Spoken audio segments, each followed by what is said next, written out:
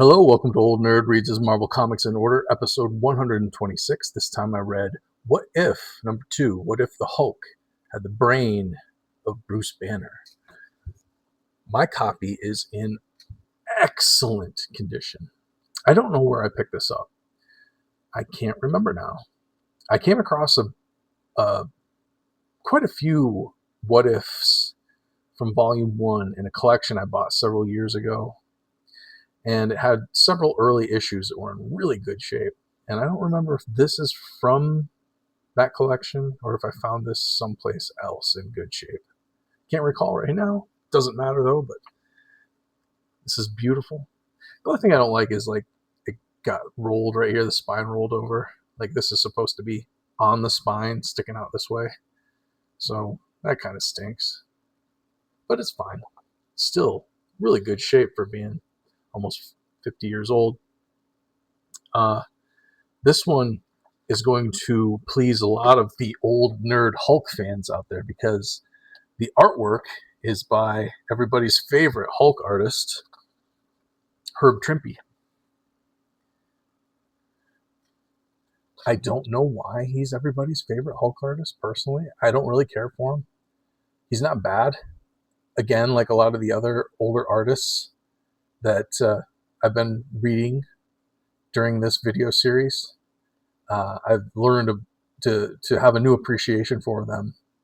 Unlike I did when I was younger, I was kind of stuck up like it was John Byrne or it was Art Adams or it was John Romita Jr. People like that, and if the comic wasn't drawn by those guys or somebody like them, then I really didn't care for it. But that was just young me who fell in love with Arthur Adams on Uncanny X-Men Annual number 10 and John Romita Jr. on Uncanny X-Men number 1 or 206, 207. I forgot, the one with Wolverine raking his claws down the cover. John Byrne on just about anything he did. Herb Trimpe did nothing for me. I did not care for Herb Trimpe at all. But looking back on it, he's excellent. He's an excellent artist. And that's usually the conclusion I come to with a lot of these older artists that I didn't care for at the time when I was a kid. They're all very good at what they do. They tell a story very well.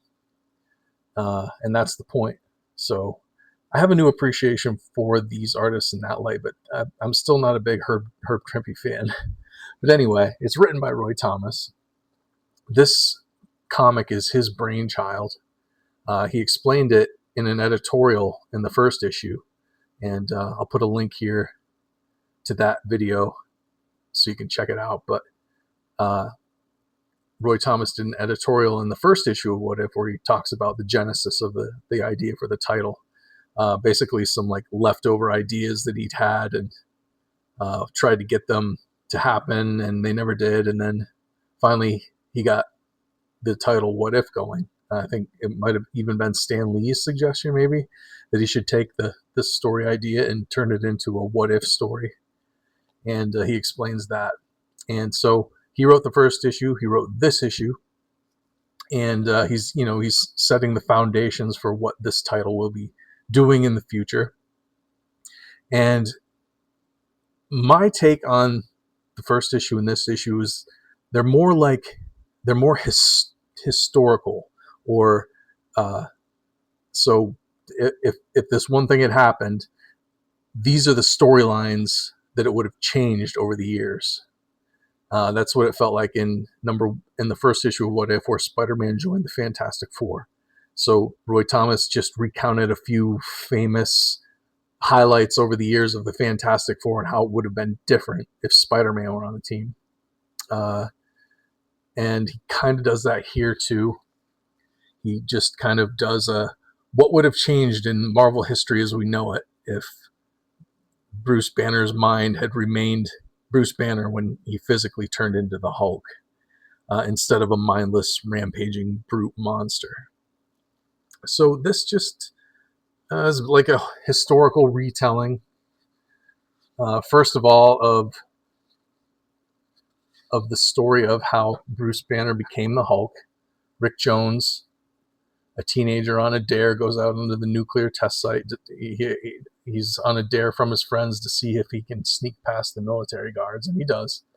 And so Bruce Banner has to go out there and throw Rick into the protective trench, but the bomb goes off because there's a jealous co-scientist of Bruce Banner who's like, I think, a Russian spy, maybe. But the difference this time, what was the difference this time?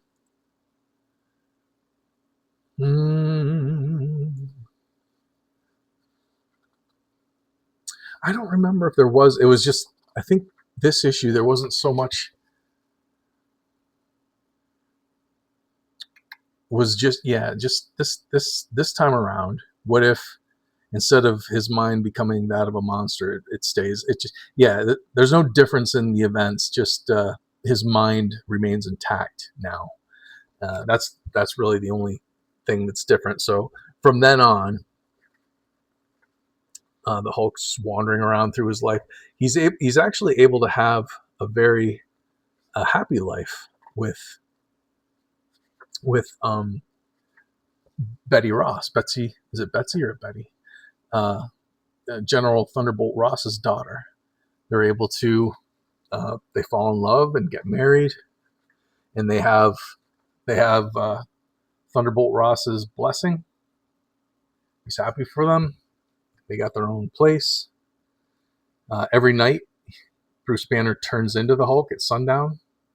I believe that was like the original idea in the early Hulk comics, that when the sun went down, he turned into the Hulk. But then it became just that when he got angry, Bruce Banner got angry, then he turned into the Hulk. But originally, when the sun went down, he turned into the Hulk. So they use that here.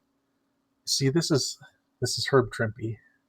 It's not bad, but at the same time, I don't love it. Look at the size of that handset of that old phone.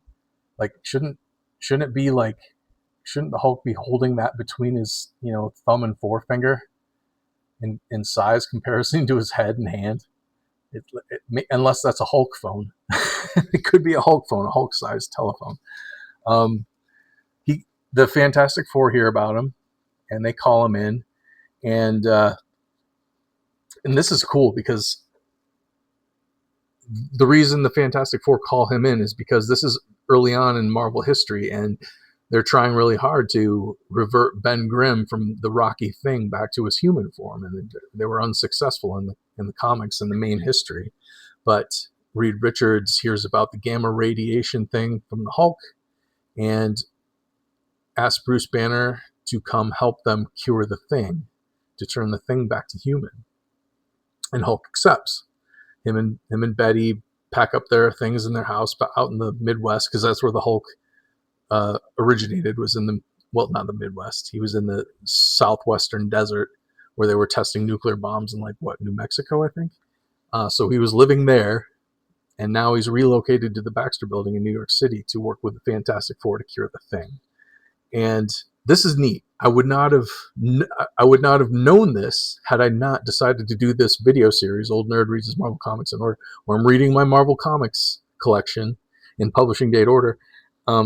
Here they refer to an issue of the Fantastic Four that I read recently.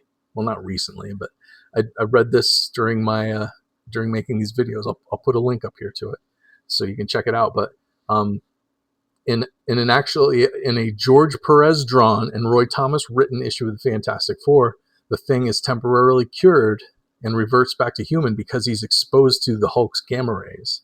There's two issues, 167 and 166 maybe, where the Hulk guest stars and fights the Fantastic Four, and him and the Thing end up teaming up because the Thing gets mad at the Fantastic Four, so he teams up with the Hulk, and so he's hanging around with the Hulk all the time, and since he's next to the Hulk all the time, the gamma rays turn him back to human. And I wouldn't have known that had I not been doing this video series. So it's kind of a cool coincidence in my old nerd brain. But we're successful. We turn Ben Grimm back to human. Fantastic Four disband because there's no point in being the Fantastic Four now that there's not four of them anymore. We do a bit right here where we discover that since the Hulk was responsible basically for the Avengers getting together, since he now has Bruce Banner's brain, the whole sequence of events, this pack of dynamite on the railroad bridge left by Loki. Loki was trying to trick the Hulk into fighting Thor or something like that, and that's how the Avengers were born. But since he had Bruce Banner's brain, things work out differently. And I don't know, I can't remember if the Hulk like lets the railroad bridge blow up and it gets blamed on the Hulk, and that's how the Avengers get started. I can't remember how it worked, but anyway, it doesn't work out now, so the Avengers never form. Eventually, Charles Xavier shows up and joins the little think tank. So it's kind of like in the more modern Marvel comics where you have the Illuminati, where Reed Richards, I can't remember if Bruce Banner was involved in that or not, but Reed Richards, Professor Xavier, Doctor Strange, Submariner, they were all like a secret group that kind of ran the superhero, the hierarchy of the superhero world of Marvel. That came into effect here back, I don't know, shortly after the year 2000. I think it was a Brian Michael Bendis thing when he came to Marvel. I can't remember now, but so Professor X joins Reed Richards and Bruce Banner, and they're working on super technologies. Galactus shows up, and he's going to eat the Earth, but the three of them meld their minds, and they have this trippy effect right here. I don't know if that's a Herb Trimpe hand-drawn, or if it's some sort of stencil pattern he used, but it's really cool. Super trippy panel right there. But the three of them mind meld, and they become this one superhuman character, and he calls himself X-Man. Looks like Charles Xavier with a Hulk-sized body and strength, and he's golden skinned, and he's able to scare off Galactus. Then they turn back to human. Ben Grimm was injured in the resulting explosion when the three people mind melded into one X-Man, and it turns him back into the thing. But now he's like super angry, and he runs off after being really happy as a human, and he finally married Alicia Masters, and they were happy and expecting a baby. And then this accident happens, and he turns back into the thing and goes off on a rampage. And now General Thunderbolt Ross, who didn't have a Hulk to fight in this timeline, now he has a thing to fight. So he mobilizes the army against the thing, and that's the end. And that's pretty cool, I think. I like this issue better than the first issue for sure. The first issue was kind of dull. This issue had a bit more action in it, so that made it more fun. Interesting note, here in the letters page, we've got a letter from future editor and writer at Marvel, Mark Gruenwald. He'd go on to write Iron Man and Amazing Spider-Man during their huge runs in the 80s and into the 90s. I think he wrote some Superman too, eventually. But he had some really good ideas he had some good suggestions for possible what-if stories. And I think just about every single one of these, like 8 or so that he lists here, actually became what-if stories in future issues. So that was kind of cool. But yeah, that's What If. Number 2, What If the Hulk had the brain of Bruce Banner. Really good. Far better than the first issue. I don't think I own the third issue, so you won't see a What If number 3 video from me, I don't think. But I do have, I believe, number 4. So I'm going to be jumping over number 3, unless I come across it on eBay or something in the meantime, which I might. We'll see. If I can find a nice copy like this for a good price, we'll see. But anyway, that's it for this time. If you know any other old nerds out there who like these old Bronze Age Marvel comics, please share the video with them. Comment down below with your favorite what if stuff. Leave me a like and subscribe if you haven't. And I appreciate watching, and I'll see you in the next one. Bye-bye.